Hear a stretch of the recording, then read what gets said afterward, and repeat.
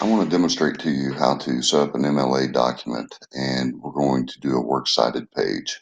This will be a quick tutorial, but the first thing you want to do while you're setting in the body here, you want to change everything to Times New Roman 12.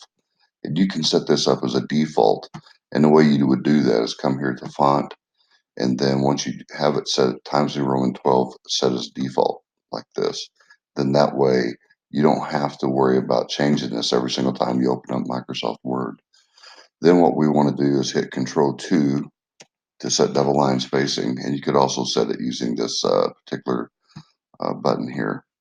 And now we double click in the header, and this is where we set up at the top of the document. You want to make sure that you insert a page number and you don't type in the page number. And now we type our last name.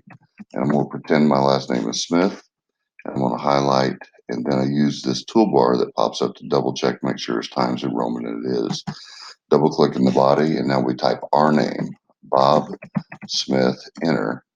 And then I can see right now I have a line spacing issue. It's not that I didn't turn on double line spacing, but I have too much spacing going on.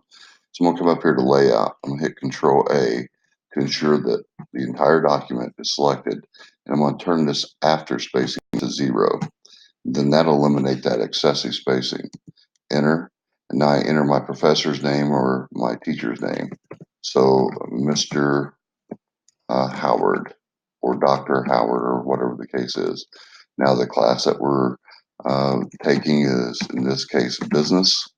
And then today's date, which is 26 August 2018, enter. Control E, and this is where we put our title. In this case, we're going to say we're writing a paper on leadership, and I'm going to hit Control L, Tab key, and I'm ready to type my paper. So I'm going to type a short paragraph. Leadership is the ability to influence others to accomplish a mission.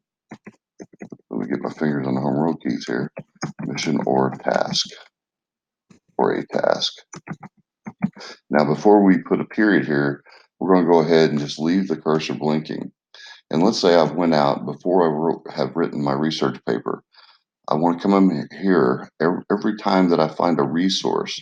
I want to input it into this. That way I don't have to remember how to format MLA right off the bat. So I'm going to use MLA 7th edition. I'm going to click Insert Citation, Add New Source.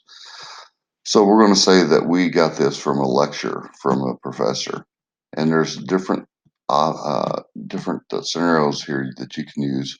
And I'm going to go ahead and use interview. And the person who I got this information from or listened to the lecture, let's say, was Howard. And first name is, let's say, Ken. Hit add. And okay. And now the title would be Leadership Lecture. And the interviewer would be me. And I want to make sure I input this the correct way. So I come here and I type Smith, Bob, and enter. And the year that the lecture took place, let's say it's 2018, and the month was February, and the day was the 9th or 8th, and then the medium was lecture. Then we hit OK. If you notice, it's going to put a parenthetical reference right here in my document, hopefully. There it showed up. Close this here. We'll now put my period. Now notice the punctuation always follows the parenthetical reference. Let's say that I've written my entire paper now. I'm ready to do my Works Cited page. So I hit Control Enter, and that gives me a new page. I'm ready to do my Works Cited. So since I've inserted all my citations, I can now come up here and change this to Works Cited. And it will format it automatically for me. Now the format will probably be incorrect, and it is, because of course this would be centered in Times New Roman. So we would change this to Times New Roman, and then we would center it, Control E, and then we need to change the appearance of the font, so it would be a black, and then we would turn off bold, and it looks like bold's turned on. There we go. And then the size is incorrect.